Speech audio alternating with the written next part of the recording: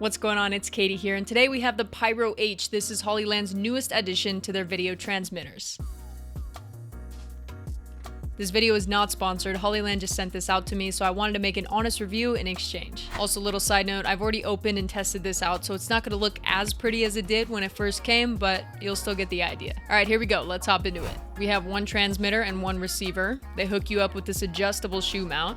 And they also give you a USB to USB-C adapter in case maybe you want to power your transmitter or receiver that way. Now at the bottom we have the antennas, and I also think it's really nice they put an extra one in there in case one breaks. When I first tested this out, I found it to be super user-friendly, and I still do. You can literally pull it out of the box and start using it right away. Both the transmitter and receiver seem to be built out of aluminum, so they have a nice slick feel rather than cheap plastic. They're also very light, so it's not going to add too much weight to your setup. There's a little screen on both the transmitter and receiver where you can adjust settings. The quick guide that's included has a page that covers what each section of the screen means, and I promise it's not as overwhelming as it might look here. The quick guide also describes what each mode and function are, so you can test each one out and see what's most useful to you on your set. I won't go into detail about all of them, but feel free to pause here if you might have interest in what each function is. Some other things I've been enjoying right off the bat about the Pyro H. It transmits the signal on 2.4 and 5 GHz dual band frequencies for increased stability with latency as low as 60 milliseconds and a range up to 1,300 feet.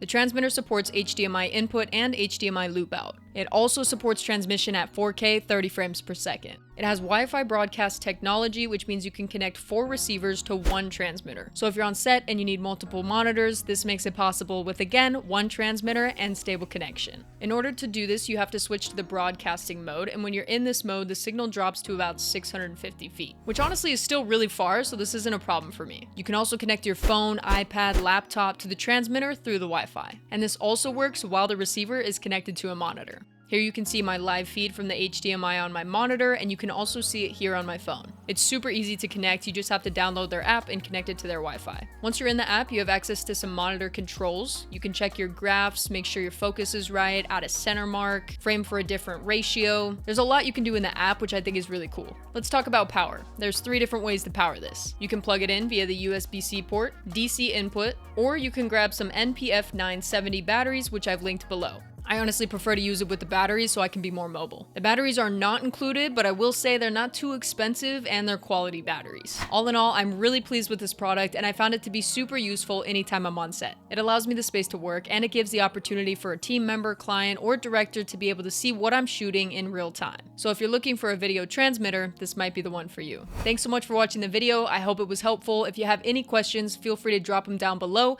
and I'll see you next time with another video.